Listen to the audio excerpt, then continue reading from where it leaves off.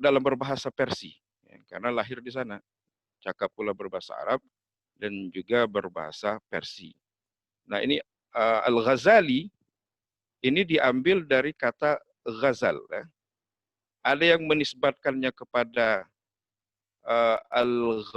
Al-Ghazali dengan tasydid. Itu berarti penenun, karena bapaknya ini ahli tenun benang wol gitu ya, dari bulu domba, yang mungkin sebentar lagi kita tidak lama lagi akan mengadakan kurban. Nah, itu banyak orang menyembelih domba, nah itu bulunya itu ditenun. Nah, itu yang dilakukan oleh bapak dari Al-Imam Al-Ghazali. Nah, jadi disebut dengan Al-Ghazali pakai tasydid. Tapi kalau Al-Ghazali tidak pakai tasydid, ini nisbatnya kepada daerah, salah satu daerah di daerah Tus itu ya, yang bernama Al-Ghazal. Jadi Al-Ghazali. Namun lebih tenar Al-Ghazali dengan tasydid ya. Nah, banyak orang mengatakan menisbatkannya kepada pekerjaan daripada orang tua beliau Al-Ghazali. Nah, ini. Kemudian beliau ini lahir tahun 450 Hijriah. Kalau Masehinya 1058 Masehi. Nah, meninggal pada di Tus itu 1111. Nah, ini, tahun 1111 Masehi atau 505 Hijriah dalam umur 52 sampai 53 tahun. Masya Allah, ini dalam umur ini beliau sudah mempersembahkan karya yang besar. Banyak sekali kitab-kitab yang beliau karang ya. Dan juga meninggalkan pemikiran-pemikiran yang diwarisi oleh orang-orang setelahnya. Nah, ini perjalanan hidup beliau ini ketika ayah beliau ini mendekati ajalnya. Ya, ini beliau berpesan kepada salah satu sahabatnya yang saleh untuk mendidik anaknya dan mewariskan hartanya untuk anak-anaknya, khususnya untuk pendidikan daripada anak-anaknya. Itu ada dua orang anaknya. Yang pertama itu adalah Muhammad, yang kedua adalah Ahmad. Muhammad ini menjadi seorang faqih, usuli. Jadi Imam Ghazali ini di samping ahli fikih, ahli usul, ahli teologi, banyak sekali ini kali ini apa? Takhassus ataupun disiplin ilmu yang beliau kuasai ya. Luar biasa sekali. Di samping fikih, usul fikih, teologi, filsafat, dan ilmu-ilmu debat dan banyak sekali yang lain yang beliau kuasai. Ya. Dan juga yang sangat masyhur sekali di kalangan pesantren itu, beliau ini adalah seorang ahli tasawuf, ya, ya, ahli dalam tazkiyatun nafas, seorang sufi. Ya. Nah ini beliau ini hidup pada masa tersebut dan orang tuanya ini bukan orang yang sangat berkecukupan ya, orang yang kalau sekarang kita sebut dengan kelas menengah ke bawah. Nah ini beberapa cerita, beberapa penggal cerita tentang kehidupan daripada Imam Al-Ghazali. Beliau pun bercerita bahwa ayahnya seorang fakir yang saleh, tidak memakan kecuali hasil kerjaan dari kerajinan membuat pakaian kulit. Nah, ini penting sekali kita contoh, hadirin rahimakumullah, tidak memakan dari hasil yang haram ya. Tidak makan kecuali hasil pekerjaannya dari kerajinan membuat pakaian kulit. Ya, apa yang beliau kerjakan dan itu menghasilkan, itu yang beliau makan. Tidak mencari-cari hal-hal yang tidak diridhoi oleh Allah Subhanahu wa taala. Nah, memang dalam kehidupan orang tuanya ini sangat mengharapkan sekali anaknya ini menjadi seorang alim. Ya. Setiap kali mendengar ceramah ataupun nasihat daripada para ulama, ayahnya selalu berdoa semoga kelak Muhammad dan Ahmad ini menjadi ulama-ulama yang besar ya. Nah ini masa pencarian ilmu Al-Imam Al-Ghazali. Nah, ini pertama kali beliau mempelajari fikih dari Syekh Ahmad, namanya Syekh Ahmad bin Muhammad Ar-Razakani di kota Tusi. Kemudian berangkat ke daerah Jurjan. Kita pernah mengenal seorang ulama besar, ahli bahasa yang bernama Abdul Qahir Al-Jurjani. Nah, ini dari daerah Jurjan ya. Mungkin sekarang itu masuk daerah-daerah dekat daripada kawasan Uni Soviet mungkin sana ya. Untuk mengambil ilmu dari Imam Abu Nasr. Nah, ini ada kesalahan sedikit, sebenarnya bukan Abu Nasr di sana. Ya benar ini Ismail ya. Ada panjangnya lagi namanya sana. Dan menulis buku At-Ta'liqat. Kemudian pulang ke Tusi. Kemudian juga beliau mendatangi kota Naisabur dan berguru kepada Imam Al-Haramain Al-Juwaini. Yang sangat terkenal sekali guru daripada Imam Ghazali ini adalah Al-Imam Al-Juwaini, yang disebut dengan Imam Al-Haramain Al-Juwaini. Nah, dengan penuh kesungguhan beliau menyerap ilmu-ilmu beliau sehingga berhasil menguasai dengan sangat baik fikih mazhab Syafi'i dan fikih khilaf, ilmu perdebatan, usul fikih, hikmah dan filsafat. Nah, ini beliau belajar dari guru beliau yang bernama Abul Ma'ali Al-Juwaini.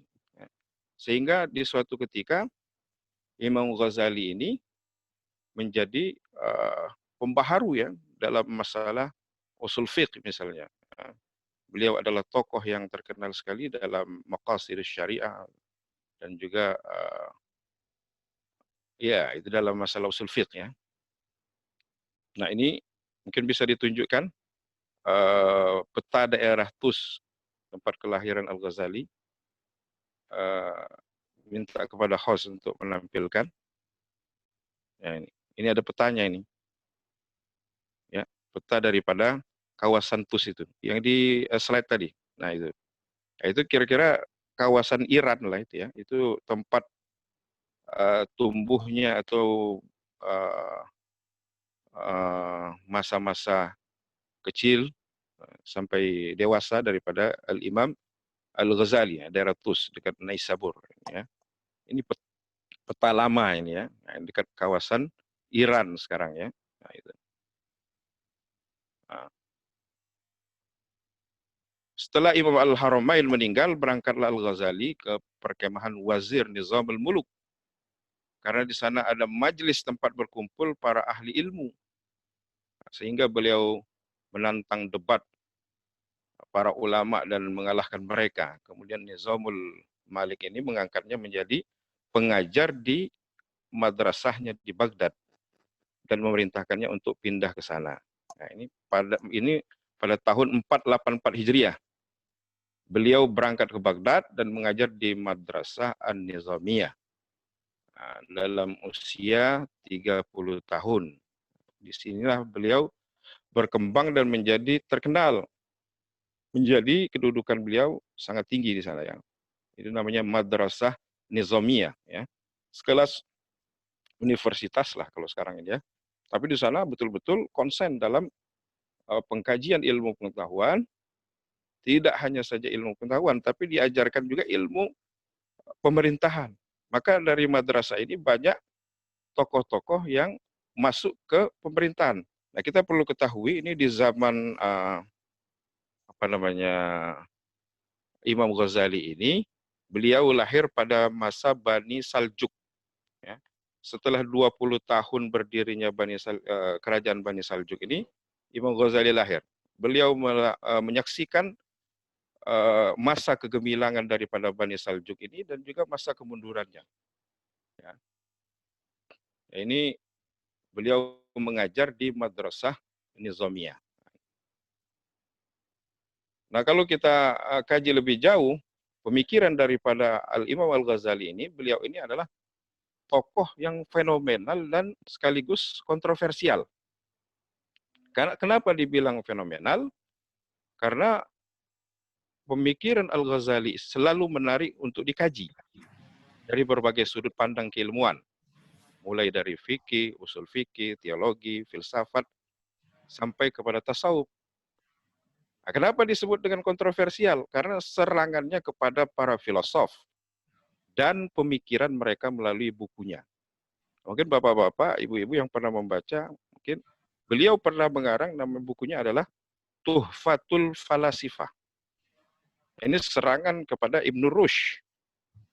Ibn Rushd ini adalah filosof terkenal pada masanya, dan sampai sekarang masih menjadi rujukan orang-orang barat yang disebut dengan Avicenna, itu di Andalus. Ya. Jadi Imam Ghazali ini hidup pada masa berkembangnya filsafat, ya, baik itu di timur maupun di barat. Nah, kalau di timur memang sejak abad ketiga itu filsafat sudah mulai berkembang, ya. Namun di barat, barat Islam yaitu di Andalus, itu munculnya dan berkembangnya itu pada abad keempat, abad kelima Hijriah. Abad kelima Hijriah itu mencapai titik kulminasinya kalau di Andalus.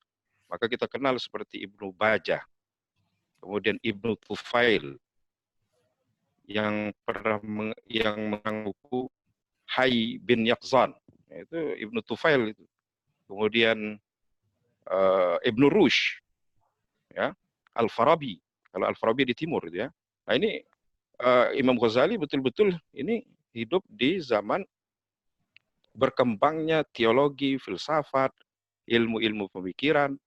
Nah, ini kita harus pula mengetahui bagaimana biografi pemikiran beliau dan kultur di mana kehidupan beliau pada saat itu, ya.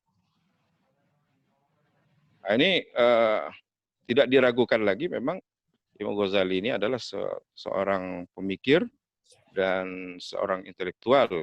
Pada saat itu beliau mendapatkan jabatan penting dalam pemerintahan Bani Saljuk itu. Tapi hal tersebut tidak menjadikan beliau terlena. Ya. Di suatu ketika berkecamuk di dalam batin beliau, ketika mendapatkan kemewahan-kemewahan itu tidak lama, akhirnya beliau meninggalkan kemewahan-kemewahan itu. Dalam caruk maruk perebutan kekuasaan di dalam Bani Saljuk tersebut, beliau minta izin untuk pergi haji. Karena kalau izin untuk khalwah atau uzlah tidak akan dikasih. Beliau izinnya untuk pergi berhaji. Namun setelah pulang berhaji, beliau mampir ke Damaskus. Nah, di Damaskus itulah beliau mengadakan kontemplasi-kontemplasi, melakukan rehla spiritual. Ya, bukan hanya rehla spiritual saja yang hanya berhenti pada melakukan ibadah-ibadah saja, tapi disinilah kemudian beliau melahirkan pemikiran-pemikiran yang sampai sekarang masih kita dapat saksikan dan dapat kita pelajari. Nah, di Damaskus ini beliau mengarang buku diantaranya itu Ihya Ulumuddin. Bidayatul Hidayah ini beliau karang juga dalam perjalanan spiritual beliau ini. 2 tahun di Damaskus, beliau beriktikaf di Masjid Damaskus, kemudian di menara-menara masjid yang ada di Damaskus tersebut, terutama Masjid Umawi, melakukan uzlah, ya, melakukan kalau sekarang kita sebut dengan lockdown, ya. Oh, ini ya, kira-kira begitu ya. Lockdown. Kamu Setoran. ya. Nah, sebentar mau ngasih tahu saja. Ini tadi ada kalau misalnya nanti Zoom-nya terputus, nanti peserta dan semuanya masuk lagi dengan ID yang sama ya. Ini kadang-kadang Zoom-nya ada gangguan soalnya. Ini tadi ada warning katanya habis, padahal kemarin sudah dibetulin, udah bisa dipakai normal. Ini kan berbayar nih, sebenarnya nggak ada batas waktu. Tapi kadang-kadang ada gangguan nih, ini lagi ada gangguan. Nanti kalau misalnya terputus, nanti masuk dengan ID dan ini yang sama ya. Kita aja. Ada gangguan dari Zoom-nya. Seandainya terputus. Syukur, lanjut, Ustaz. Lanjut dulu ya. Ya. Ya.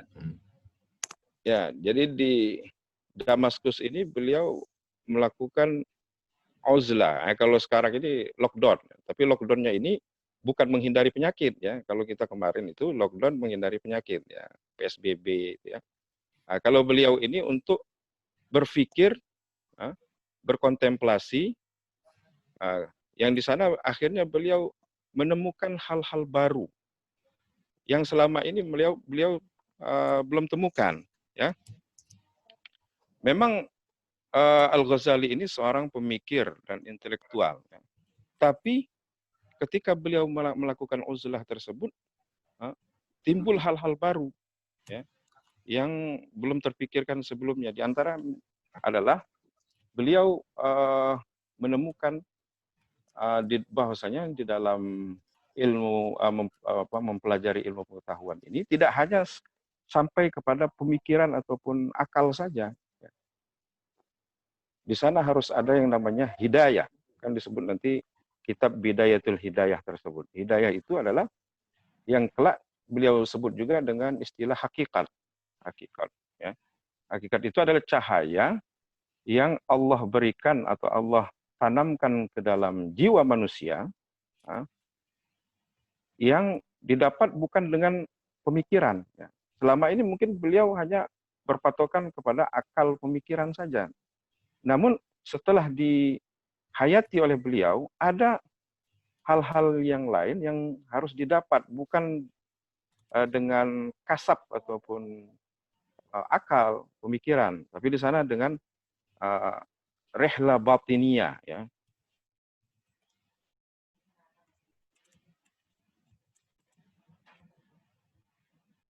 Ya, halo. Nanti ya, oke, ya. Suaranya putus-putus, Ustaz. Oh, ya, ada namanya syariat, thariqat, hakikat. Nah, ini yang beliau temukan itu syariat dan thariqat ini adalah bidayah, ya, permulaan. Nah, ketika orang betul-betul memahami daripada syariat, thariqat, ya, thariqat itu kan thariqah itu jalan, ya. Syariat itu jalan raya, jalan yang besar, thariqah itu jalan yang kecil. Ya, ya ibarat mobil itu harus pakai bensin dan juga harus pakai oli. Nah, bensinnya itu adalah syariat, thariqah itu adalah olinya. Ya. Itu nanti mungkin Sofwan yang menjelaskan itu. Nah, setelah memahami hal tersebut, kemudian mengamalkannya. Setelah mengamalkan syariat dan tarekat tadi, kemudian akan mendapatkan orang yang betul-betul mengharap ridha Allah Subhanahu wa taala, insya Allah akan mendapatkan hakikat di dalam batinnya. Allah akan menerangi jiwanya, memberikan cahaya di dalam batinnya. Maka di dalam pemikiran Al-Ghazali, dalam tasawuf itu puncak terakhirnya itu yang disebut dengan al-qutub itu, yaitu adalah al-ma'rifah, ya. Al-arif billah, orang yang mengetahui Allah. Nah, orang yang mengetahui Allah itu, yang membuat dia tahu Allah itu adalah Allah. Nah, untuk mencapai tersebut perlu namanya riyadhah batiniyah. Ya. Apa namanya riyadhah batiniyah itu adalah olah jiwa, olah rasa, olah ilmu. Nah itu, ya. Nah, itu satu pemikiran yang diwariskan oleh Al-Imam Al-Ghazali. Kedua, warisan pemikiran daripada Al-Imam Al-Ghazali, beliau ini adalah penengah antara